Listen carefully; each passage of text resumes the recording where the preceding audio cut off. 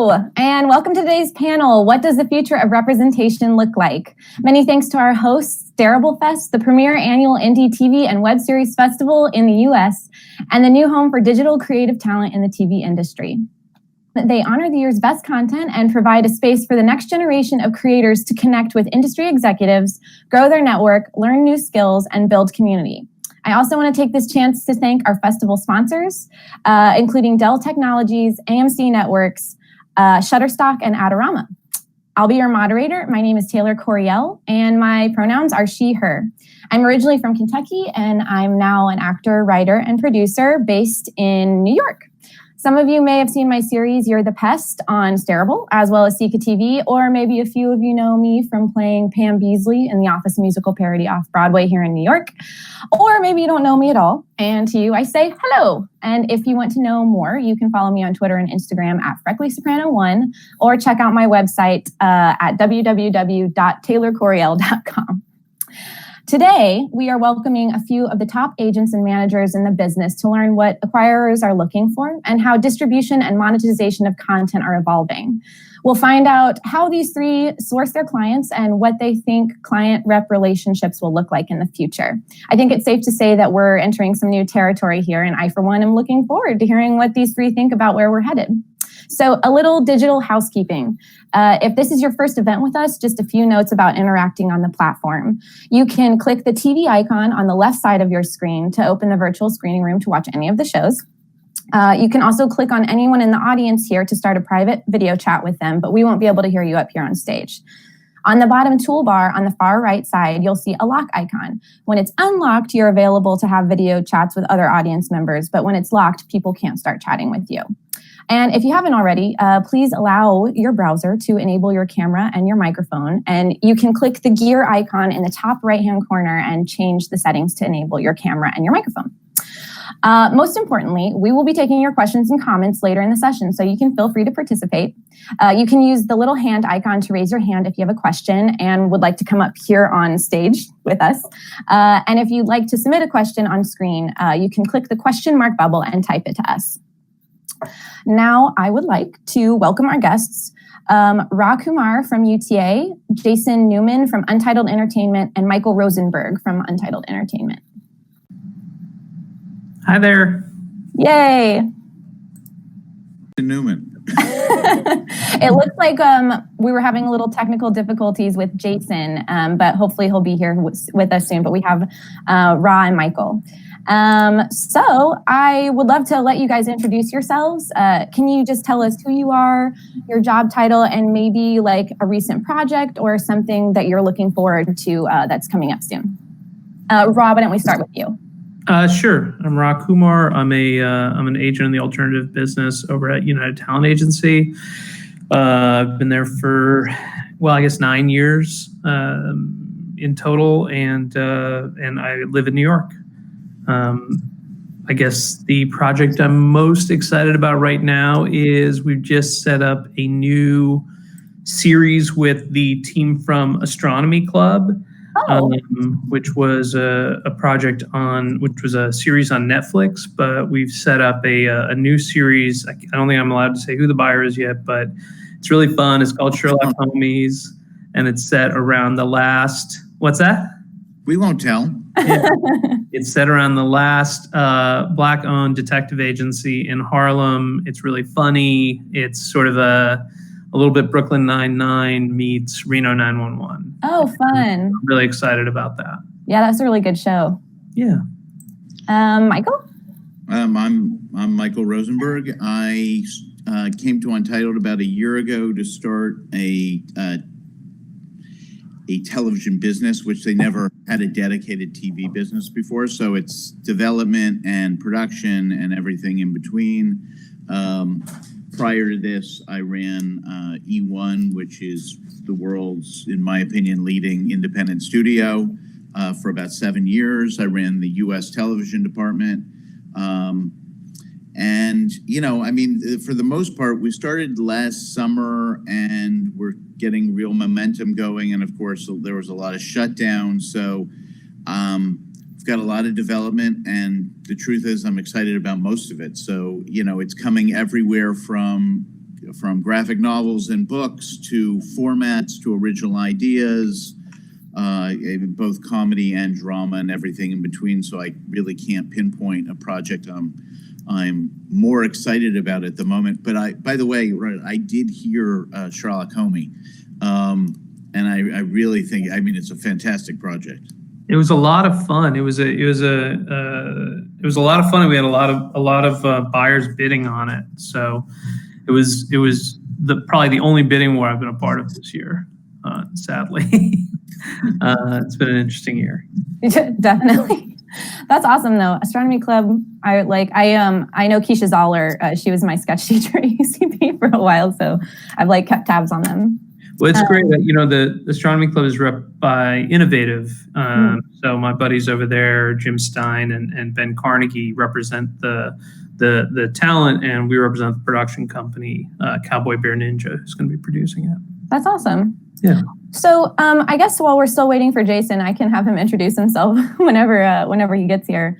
But just to kind of jump in with you guys, I always like to find out why representatives kind of took the path, what the path was like for you to become an agent or a manager, and what let you here, what made you choose this field and that kind of thing. So I guess we could start with Ra again, if that's okay with you. I'd rather hear Michael. Okay, let's go with Michael then. But look, I'm not, although there are, I do have a couple of clients that happen more they happen more through relationships, for more of a kind of a writer-producer relationship, from people I've worked with several times, who I have now begun managing and brought them other managers on board the team, like Jason Newman, who's not here. And but I think that just the very nature of the business is changing right now, as we all know. I like to say that the television business has kind of been the same from 1950 until 2008. And now it doesn't look at all economically like it used to look. And realistically, I think that the studio model has changed, and what is more important now than ever before is really leveraging the creative process. And in that, whether it's representation or working closely with writers and directors or actors, if that's your business, that is the main focus for my business now. As opposed to when I was at E1, when it really had a lot to do with the financing and the international plays and kind of the whole economics of a changing business. Totally. That's really cool. Let me just loop in Jason here and let him introduce himself before we keep going, so everybody doesn't wonder about him. So, hey, Jason. Hi, how are you? I'm well. How are you? Oh, I'm doing better now that the computer decided to work. Well, technical difficulties. It wouldn't be 2020 without them, I think. So, when in doubt, slam the laptop down on the desk and look. IT by force. No, I completely understand. I just wanted to sort of welcome you and just ask you if you could sort of even the playing field and let us know who you are, your job title, and maybe a recent project or something that you are looking forward to that's coming up, something you're excited about. Hello, everybody. I've been in management for over 20 years, closer to 25 years, representing actors, writers, and directors, packaging and producing television and films, and some up-and-coming projects. We have, alongside my colleague and dear friend of many years, Michael Rosenberg, we have some interesting series that we're going out with to the buyers, and we're really excited about it. Some revamps, some shows that we're working on that are going to be filming soon, and having a lot of fun with this new world order of this great festival and watching all the great shows that we've seen so far. So thank you for inviting us to be part of it.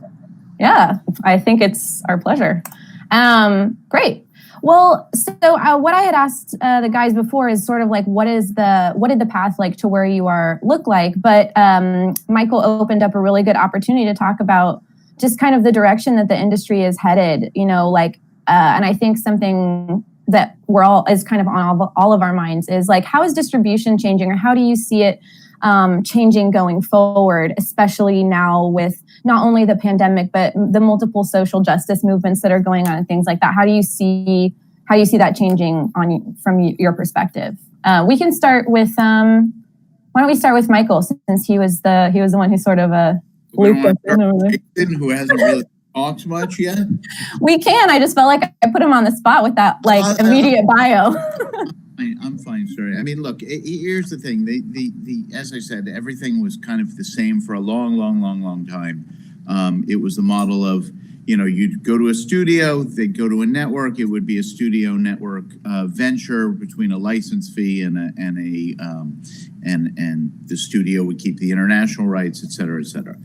I think now, because we live in a world where everyone's competing in streaming and their international market has changed, I think that that distribution no longer exists. But what does exist, I think now, which is more important for the creative process, is that everybody needs to find a way to make noise.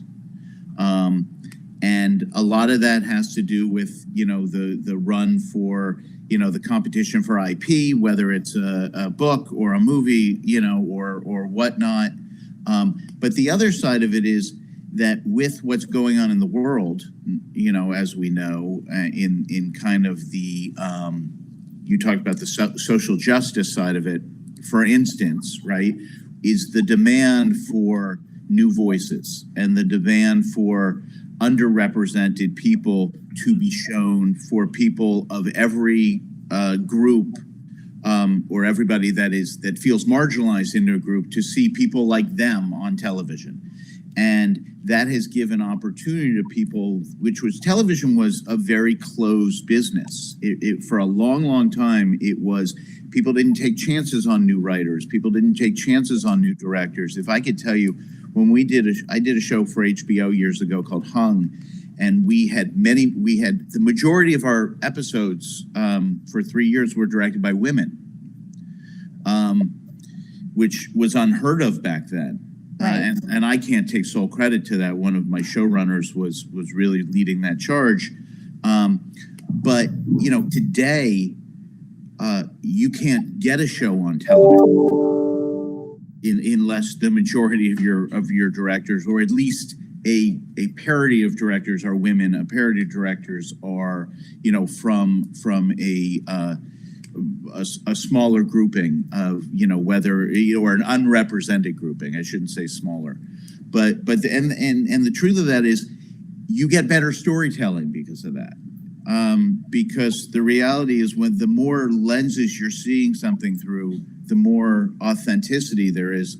And our audiences are really savvy now, and they're really quick to call bullshit on things. If things don't feel real, people aren't going to put up with it.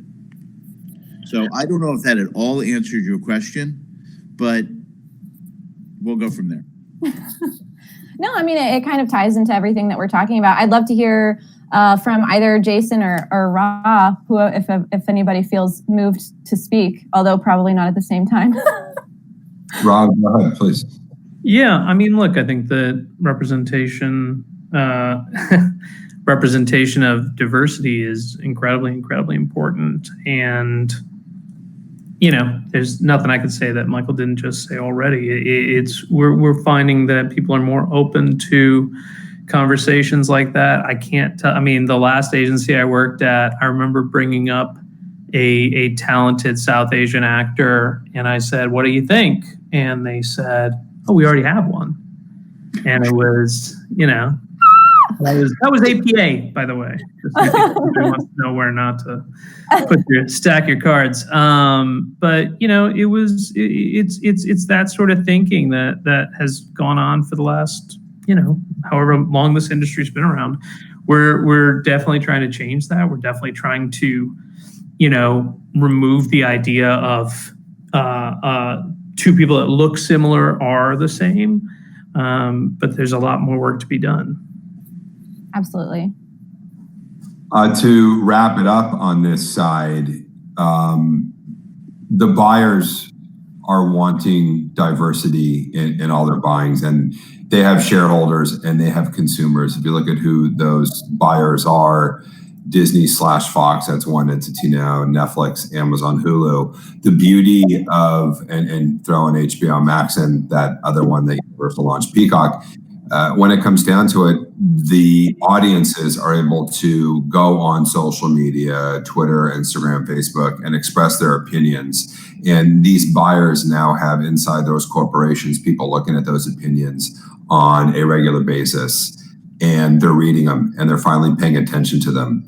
And there are wonderful stories out there from all different types of people from all different walks of life that need to be told, should be told, and should have been told for years. You know, I think for all the people on the panel and for everyone involved in this festival, you know, I have children, I'm watching them grow up and they're completely colorblind by, you know, who's telling what story and what's it regarding to. Just, is it interesting? Is it entertaining? And can they relate to it?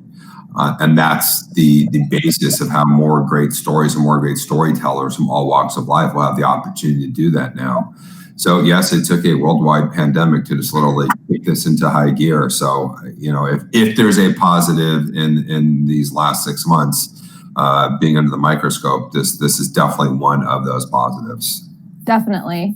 Yeah, it's funny. I think about how people are always saying like every story's already been told, but when you think about, you know, this explosion of people demanding, like really truly demanding diversity, the idea that they that we have a lot of the same stories are told over and over. You know, the themes of like love and hate and all of those things are different, but we haven't seen them through different lenses of perspective. You know, it's always been the same one over and over. And so I think you guys are really hitting the nail. I mean, at least for me as a creator, it's nice to hear you guys say that. So, well, I guess in that same vein, you know, I'm kind of skipping around on my questions here, but since you guys kind of brought it up, in light of the Black Lives Matter movement, there's been like a great number of management companies and agencies who have pledged to improve the diversity of their rosters simply so that they have creators to sort of put forward to studios, networks, et cetera.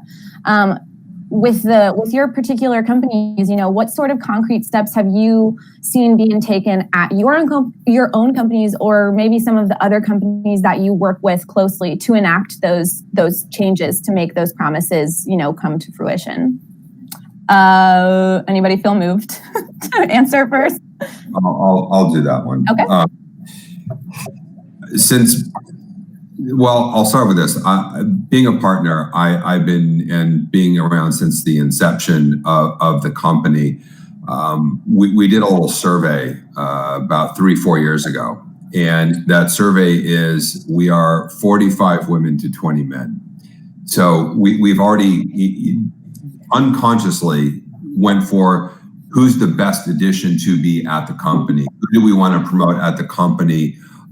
Because of one thing, their work ethic and the results they bring.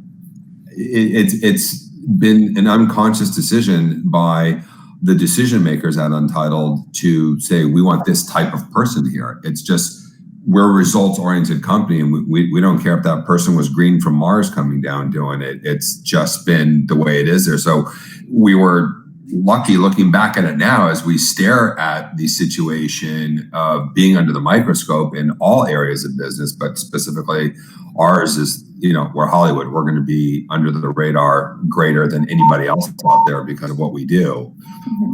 We're actually really proud of having that diverse look. You know, could we be more diverse in the hirings of BIPOC people, you know, fellow citizens and whatnot out there? Absolutely. But the one thing that we've seen and what we've started to fix the problem with, a lot of the places like universities that do internships, so these people can get their feet wet first at a representation company, they don't know about how to apply for an internship. So we're getting the same schools like NYU, USC, Northwestern, again and again and again. We do put notifications out there for all universities to, you know, provide internship, but we're stepping it up a notch. And I've actually, along with one other colleague of mine, are going to several universities that have never thought about doing this and pushing a Hollywood internship on there for people so they can get their feet wet, understand and educate themselves on how the business works, and can hopefully,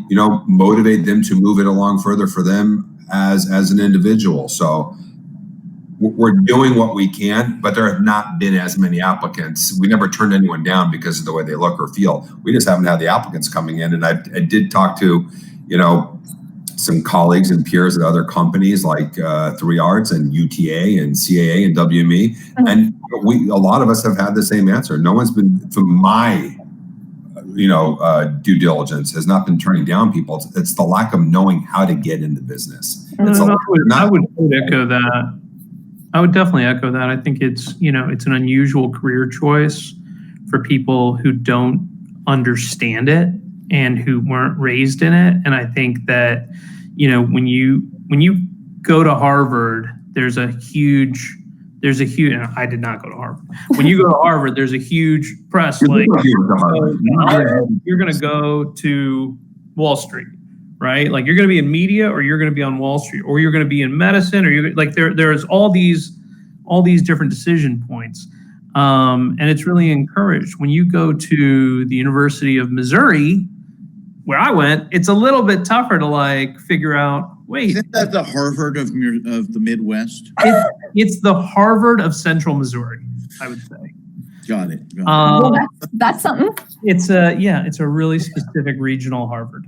But it's not something where you go, oh, I could become an agent for people who are making content. We didn't even call it content then. So I think that for you're absolutely right that it starts not at, hey, let's go find super high level folks who of color and who know. Yes, there is that, but it's also, let's give opportunities to people that haven't been given opportunities. When I started, it was intern for free for these places, and I got great internships. And it was, but I was working for free 5 days a week, and my parents were paying my bills. And I was super, super fortunate, 20 years ago, to have parents who were like, yeah, whatever, we'll pay your rent.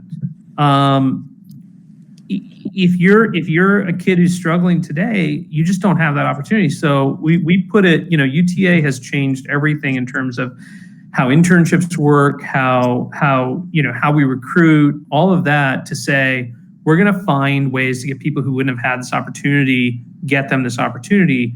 In addition to making sure we're paying for interns, we're doing all that. We have a fund set up for people whose circumstances, even at, $15, $18 an hour, their circumstances wouldn't allow them to do this job. Perhaps they're supporting a relative or somebody. And so we have a fund set up specifically to say, we're going to kick in a little bit more to make sure that they can have an opportunity in this. I think it's a small thing, but it's a really meaningful one to people who want to do this.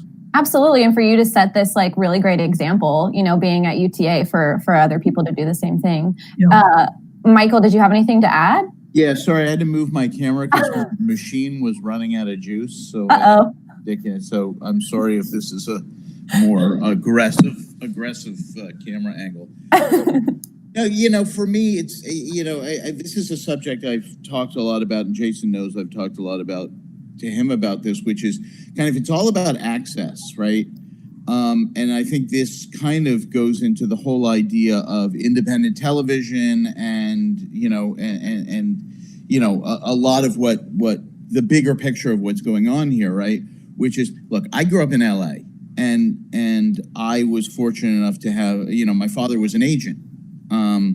So I knew what an agent was. I also grew up going, okay, you can be a doctor, or you can be a lawyer, you can be in advertising, or you can be a producer, and those were, all the jobs in Hollywood were real jobs. Like, those were real jobs to me. If I grew up in Missouri, I don't know if that's. I want to be 100% clear that I did not grow up in Missouri. Where'd you grow up? I went to school in Missouri. I grew up in the Chicago suburbs. If I grew up in I don't want any misnotions here. If I were your classmate in Missouri and I had grown up there, there's a good chance that they didn't even know, how you get from here to there, right? Yeah. So, and certainly, if I were a creative, if I were an aspiring writer or aspiring actor or director or editor or put anything in that grouping, how would I gain any knowledge of starting that? And, there's one problem I think that all the agencies and managers have in talking about kind of interns, which is, they go to all the colleges. But what about access to people who can't afford to go to college? So I've always said, why don't you go to junior community colleges as well? They don't call them junior colleges. Back when they called them junior colleges. But, people don't have access. Some people don't have the access to go to college. So now you've shrunk that ability to have access. Now that there is an ability to go out and write your own content and shoot it and edit it on your computer, because we all know we can actually edit anything on a Mac now, and put it online and show it to people so that they can see, and the smart people in the representation business and the producing business are actually looking at that material of what are the new voices that are around the corner. It's all about, access and whether you are a part of, whether you're whatever your nationality or your race is, whatever group you're in, that's always going to be the first level of entry is access. Wow, I couldn't have put it better myself. I know that Jason has a follow-up question or a follow-up comment. Yeah, in regard to access, right now we've seen in the last 6 months massive, accelerated change. And a lot of people we know have been moving outside of Los Angeles and moving outside of New York and moving to other parts of the United States. In doing so, they're setting up shops, businesses, offices inside their homes. This is also another way for them to look locally within those new communities. By way of example, there's a couple of entertainment people I know that, of all places, moved to Boise, Idaho. And first of all, I thought it was like a 3-hour flight. It's like a 90-minute flight from LAX, which I was pretty, stoked about. Wow, that's like, read one script and you're there. Great, kill my time. So in doing that, I looked at this as an opportunity to find more access, as Michael was saying earlier, to give to other parts of this country of, oh, that's a business. Oh, now I understand what more it is. And now I understand that, wait, why can't I get into that? And we may be on the verge of seeing a growth outside of the coastal areas, LA and Manhattan, with more representation. I know UTA has roots in Nashville for music, and a lot of, I know, actors, writers, and directors have ended up moving to Nashville and also Austin. And what's been interesting is we're going to see another influx of people that are going to open up offices there and have opportunities to represent that talent that's living there. And what we realize is our office could be our laptop and our mobile, and we can kind of do our job pretty much from anywhere.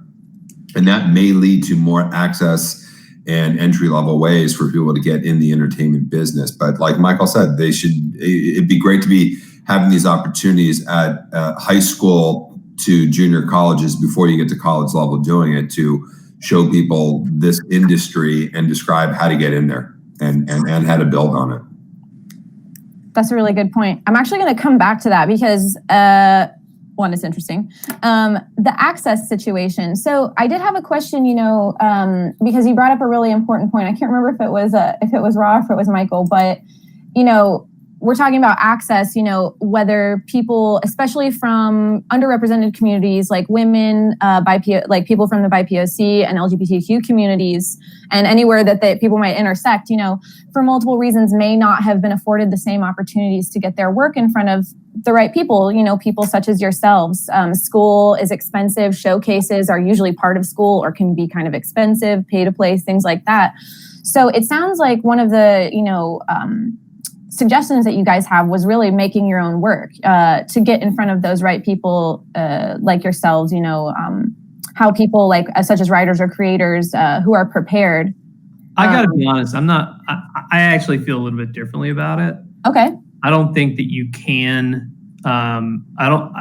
There are certainly auteurs who start really young and who make their own film. I think there are certainly people. But if you're intent on working in this business, you should try out lower level jobs in the business. I mean, I was a PA, I was a writer's PA, I was a camera assistant. I did every lower level job in the business until I got the opportunity to photocopy things for an agency, and then rose. Like I think it's great to make your own content, and I think it's smart to do that, but without having your own network, which only comes from working in the business that you intend to work in, I think it's really challenging to say, hey, here, look at this really cool thing that I did. I agree with you, and I think those are kind of two. I didn't want to conflate the two. I mean, those are two different issues. I mean, look, I think we all started at a certain level. I started at the William Morris mailroom,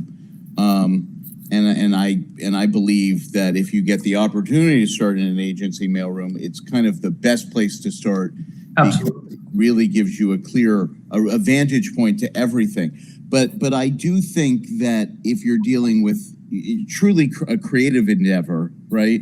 Look, it's hard to make your own product and get it seen, right? Because let's say you make your own product. Look, I don't know about you, but the other two guys on this panel, I would assume because they representation is their core business, they don't have time to look at things that are given to them, right? But I do think that there are portals that are starting to happen where people do look at things. I mean, I was just having this conversation earlier today with somebody who was talking about, well, if they're not going to do it, he had a project going out, and he's kind of a first-time guy, and he said, look, if they're not going to do it, I can always do it independently. And I said, think about how many pilots done independently have ever ended up on television. I mean, Always Sunny in Philadelphia, which everyone knows about and aspires to, was 17 years ago. Yes. Done back when FX was doing shows for $150,000 an episode, so it was a little different.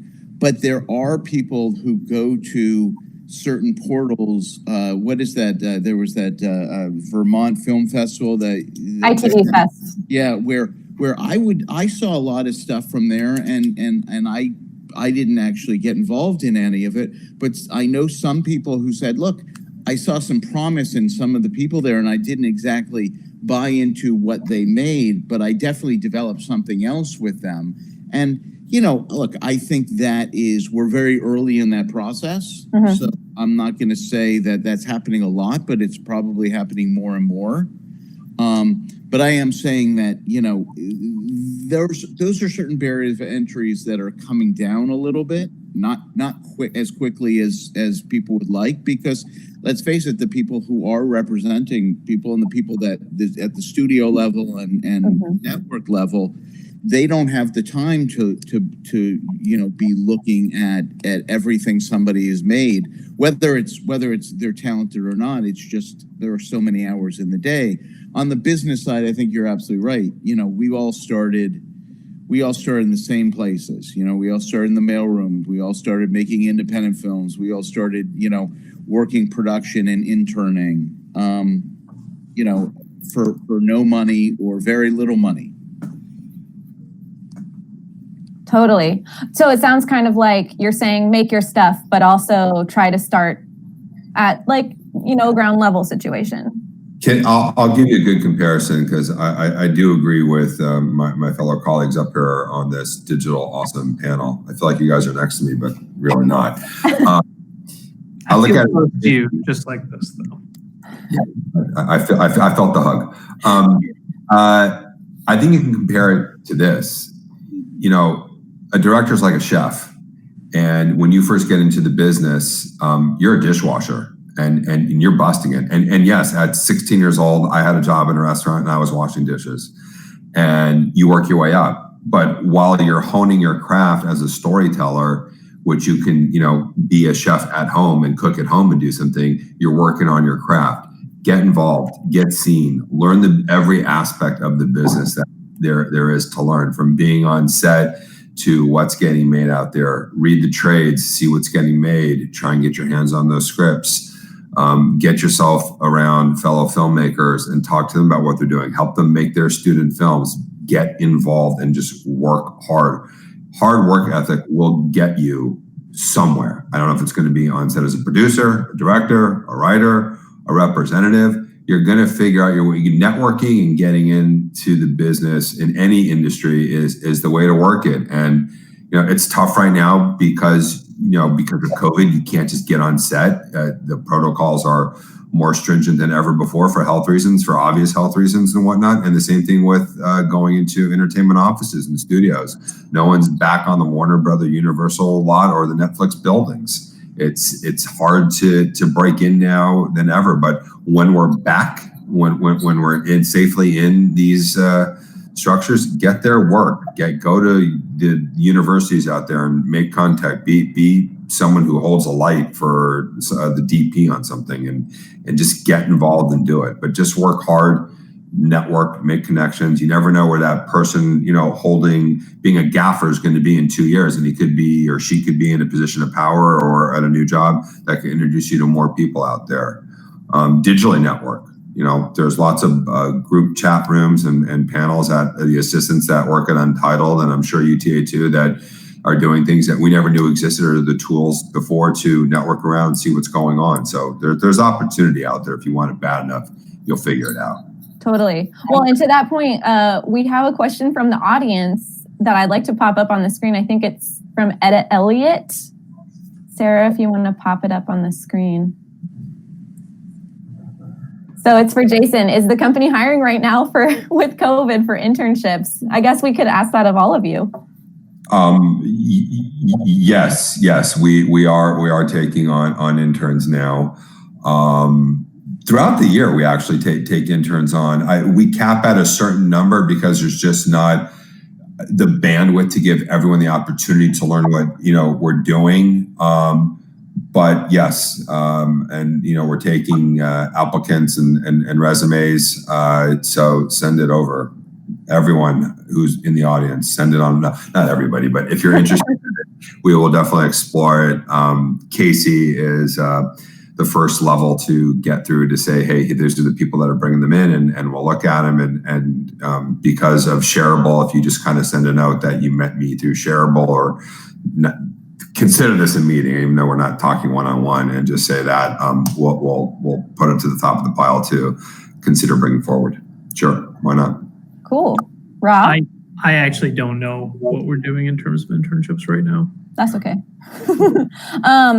Well, I mean, you're a partner. I'm just guy in the mind, He's like waiting for a text message. I don't know what I'm doing either.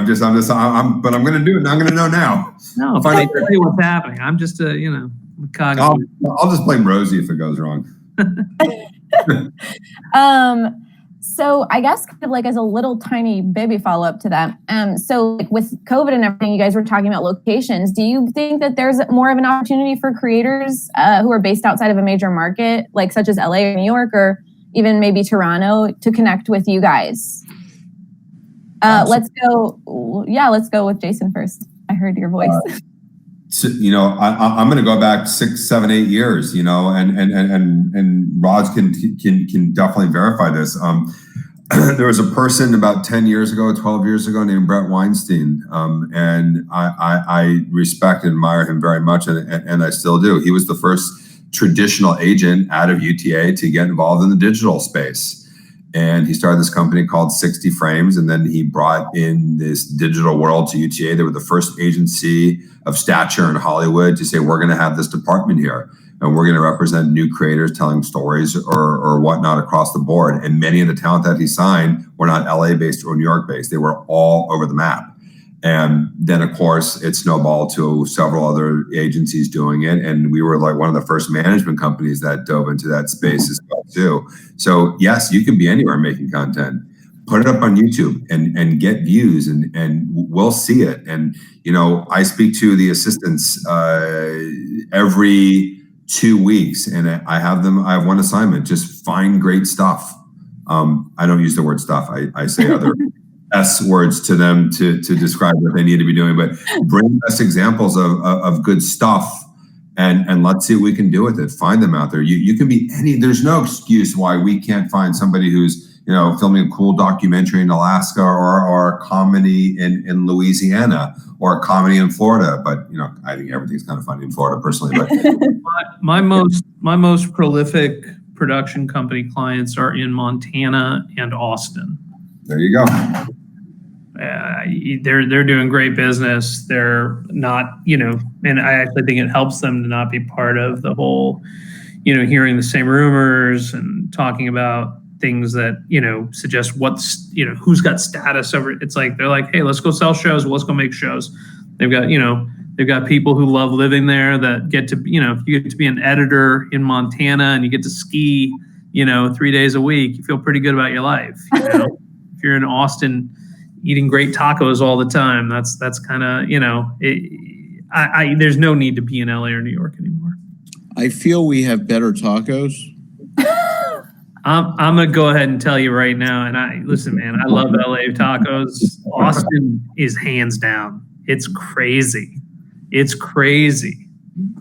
Well, I've never been to Austin.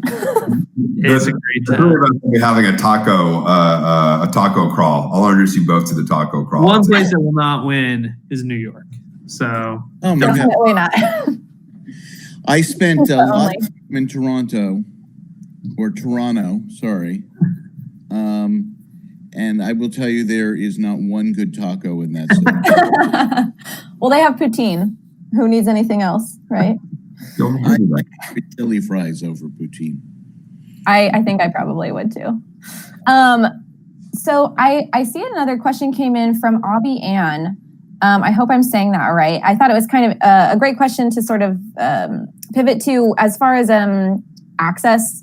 So this is all great advice for the youth at an entry level. But what about the over 40 crowd? How do we launch our second act? And I'm going to go ahead and add to that for myself because I'm not supposed to say this, but I'm not in my 20s anymore, and I started out as like a musical theater actor and eventually started making my own things. So now I'm older and people aren't necessarily interested in hiring me as an assistant because they're typically looking directly at colleges. So for us who started later than our 20s, trying to get into this business, do you have any advice, for us? sure. I mean, there's tons of writers that start late. There's tons of, I think, previous advice of just start making shit is great. Like, I think if you're willing to be an assistant at 40, do it. Like, there's no reason you can't work for a production company, learn the ropes, be making your own stuff, doing everything. If you don't feel like you want to fetch coffee at 40, then that's okay too, but you're going to miss out on opportunities. Mm-hmm. I also think that there are a lot of smaller production companies that need people who can wear a couple different hats. And they tend to, I think, I would venture to say that they would look at somebody with a little more maturity as somebody who can handle those things. Look, it's not tough getting into any business, after a certain age, and especially when when they look for college grads, people coming out of college to start at the bottom. But I think there are a lot of changes now, and I think that's going back to what I said earlier. There are companies like that I think would be a good place to start. I also think that, you got to remember, look, I think everyone looks at it famously and goes, Norman Lear didn't do his first show until in his 40s, right? Mm-hmm. Now, it just like the Always Sunny in Philadelphia, you don't look at the one time it's happened. But the reality is, look, as I said, the access, I think, as a threshold issue is a bit of an obstacle, but I would definitely think that there are people who can use experience and maturity And I'm positive a lot of people after a certain age have skill sets that would translate. Makes sense to me. I think, we're getting close to the end, but I did have one question specifically kind of about just like representation in general. What do you guys think the biggest misconceptions about representation are? Not only in finding the right representation, but in maintaining that relationship.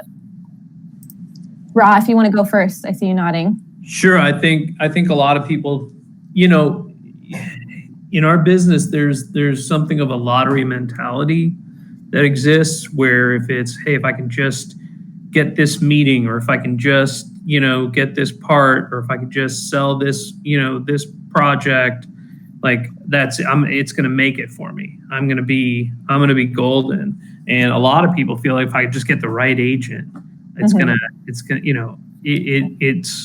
there's never one thing, you always hear overnight success took 10 years. Like it takes time, it takes energy, it takes work. There's no silver bullet. And an agent is not a silver bullet. A good agent will believe in you and set the right meetings and create opportunities that you wouldn't have had otherwise. Or a good manager will guide you in a way that you wouldn't have been guided otherwise.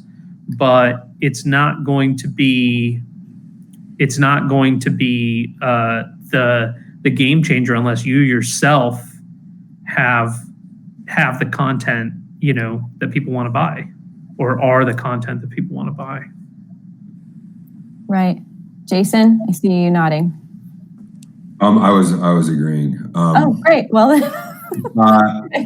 I think the biggest misconception is, and a lot of younger artists, writers, directors, and actors included, get the following mindset: is the representative's the boss. And I want to be very clear, when I go into relationships with talent, at the end of the day, we represent you. You are the CEO. You have to be, proactive. You have to be setting the agenda of what your goals are in the career, and respect how hard we work and how much we put into it. But at the end of the day, you're the one who's going to say yes, and you're the one who's going to say no to things you want to do creatively. There may be things that you're uncomfortable with. Don't do them. You're the one who's going to have to live with what is, essentially shot, filmed, locked in a can, and distributed out there. It's not us. We're behind the scenes. And have an open communication, and to realize that we're human beings. You're human beings. We're both in the creative space. It's our jobs to handle as much potential of the business side as possible, allowing the talent to have as much creative freedom as possible, to be, clear-minded to make the best creative decisions in the content that they're going to be creating out there. And we work for you. It's not the other way around. But also know how much blood, sweat, and tears we work our butts off into getting you in rooms, to getting your pitches heard, your auditions seen, and usually hitting the phones and calling the writers and directors and producers and the creative execs involved in specific projects to land you that role, and really pushing hard. And it is work, and it's the work that you guys do too. So the misconception I see a lot is, a lot of talent when they first start out, they're like, oh my gosh, I'm represented by UTA or Untitled or company X, Y, or Z out there, and they're afraid to speak up. You're the boss.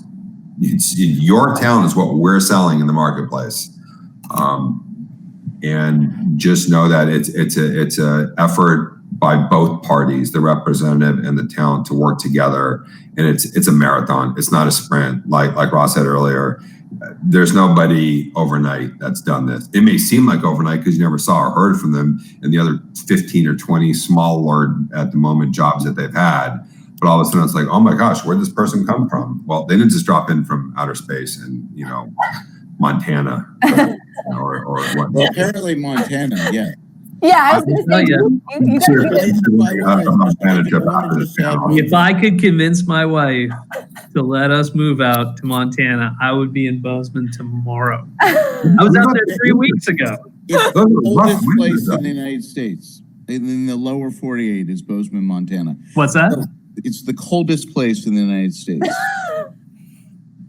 Besides Alaska. So let me just add one thing to that, which is I think another problem is that people immediately, especially younger, if you have the opportunity to sign with a big agent, right?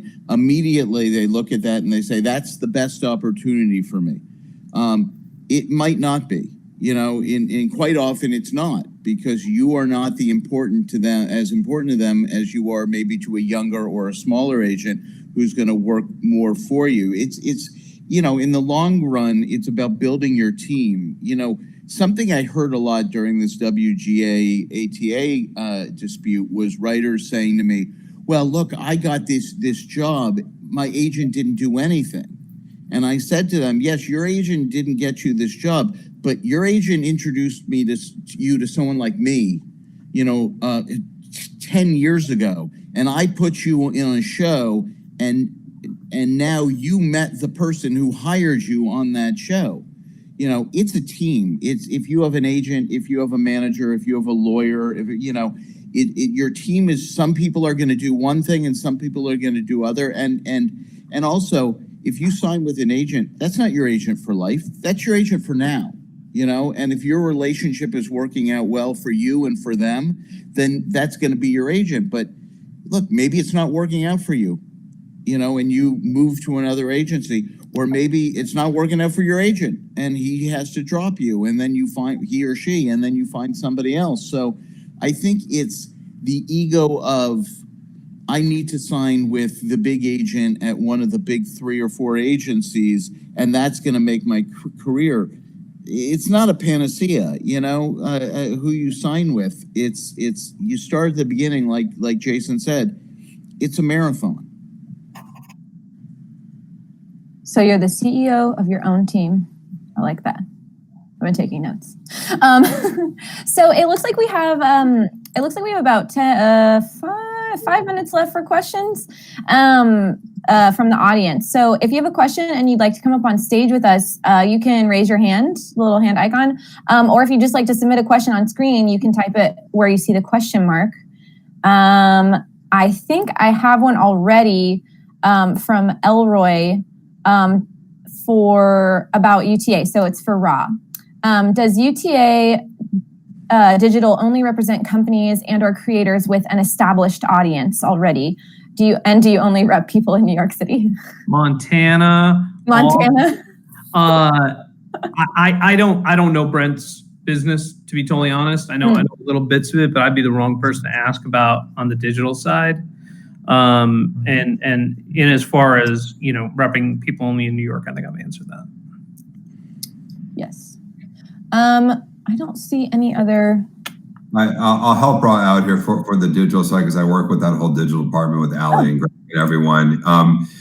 They represent people with engaged audiences. You don't have to have, 1 million, 2 million, 3 million, but if there's a strong engagement there and there's something to build off, and it depends what platform they're on, if they're on TikTok or Instagram or YouTube, there's different reasons for representing different talent on those different platforms. You tend to see more creators on YouTube, producing, writing, directing, acting in it, and doing post work, editing on their own content. Instagram's more snackable type of stuff, and it's a little different, and then the measurements are different. But if they see something there, you don't have to have 500,000 plus to do, 5 million plus to do. If they find something that's really good, that they take it on for different reasons. And it also depends on that individual artist on what they want to accomplish. Are they using the social media platforms to break more into acting?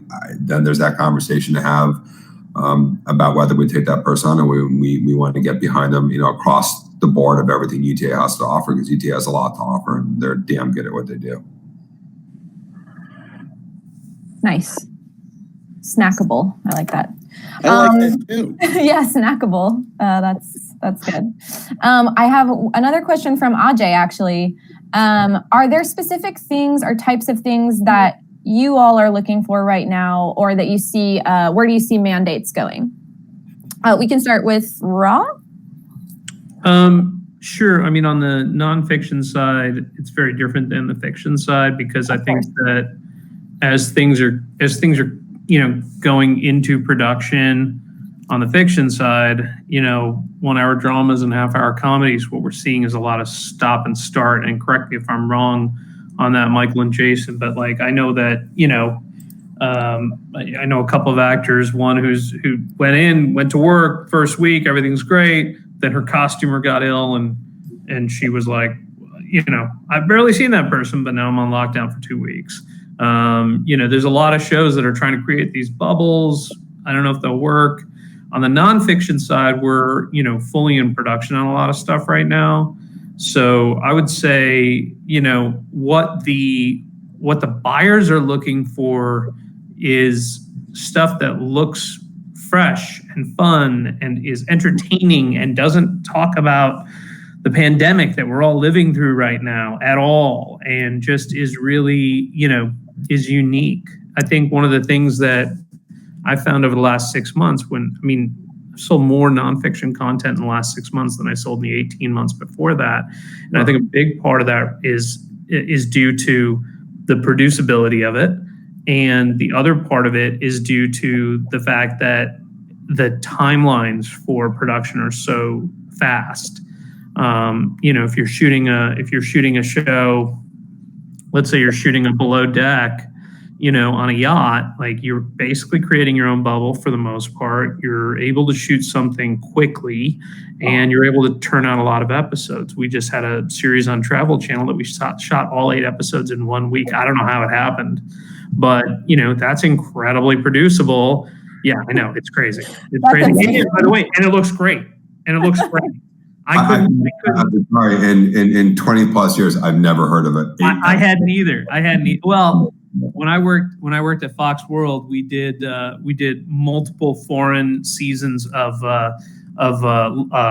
Temptation Island, and we shot 12 episodes in 12 days of every season. So first the Brits came, then the Germans came, then you're shooting. You're just ENG crews everywhere shooting everything and just chopping together, all the stories that you can figure out. But I think there's a 3-point shot to win the panel award. You just won the panel award on that one, right? The demand for content has never been greater. And I think that if you're out there and you've got something fun or interesting that's unique that nobody else has, that's where your advantage is. Nice. Should we each answer that? Yeah, if you guys have something to add, Jason, if you want to jump in. Yeah, I'll be brief. It's never changed for me. I don't know if it's really changed for anyone on this panel. We want to hear fresh, great stories, whether it's told scripted, non-scripted, game shows. Come to us with great ideas. Come at us with stuff that, things that you want to watch that may or may not be, that has not been seen yet. And if it has been seen, what's that fresh take on it? So what are we looking for? Stories from every walks of life bringing us great opportunity. We'll figure out if we are the right people to sell that in the marketplace or not, or who to team you up with that could, really develop that and flesh out that great idea into something that's sellable and filmable and whatnot. So it really varies. I don't think any of us want to pigeonhole ourselves as, I'm looking for this strapping 6'4" buff guy who's going to be the next big action star. If that person walks in and they could act and we can do another Jason Statham slate of films, great. But if there's other things to do, that's great as well too. There's not really a specific thing we're looking for. Well, we know it kind of when we see it and we hear it. Cool. Well, we're basically running out of time, but as like a last question before we go, because I'm interested in hearing, because of we have like the little TV icon down there that everybody who, is attending can check out the official selections from Stareable. Have you three managed to watch any of the shows? And yeah, Jason, have you enjoyed any of them in particular? Am I allowed to say which ones I enjoyed? Have they enjoyed? I had a question. How can you ask them if they've enjoyed any of the official selections they've watched? Well, I guess we should just take your nods as yes that you like them, maybe. But impressed. I'm impressed with those that I've seen. And I've been entertained. Impressed and entertained are the two words I will use. Nice. So you would say pretty. Yeah, I'll do it with you, Michael. I will. Well, I guess I did have a fun question. Have you guys had any favorite binge watches of anything from lockdown? Ra, if you want to go first. The Great on Hulu. Oh yeah, that's so good. So fun. It was just, and I loved what was that movie? That was sort of similar to it about Queen Anne. The Favorite. The Favorite. So it was just great tonal. Yeah. I've binged a number of shows I utterly disliked. I'm not going to tell you what they were. I also I've seen so much over this. I was really impressed with which is still on, which is Lovecraft Country. It's so good on so many levels. One of my team in the television department, she just watched Emily in Paris and could not stop talking about it. I haven't seen it yet. I don't think I'm the target audience for that show. I watched the first couple episodes because I was forced to, and not your fave. No. Rod, they also episodes on a boat in 1 week for Emily. Yeah, exactly. It was shot over like 6 months or something. Who are these people wasting all this time and footage? Well, get in, get out. They're in France. They only work a couple hours. Yeah, exactly. Fine. Have you had any favorites? What's proven is there's content out there and a lot of it for everybody. If you can't find a show that speaks to you, then you need to stop watching television. You need to just because there's no way that doesn't exist. There's so much out there, and so much of it is done at such a high level now. Definitely.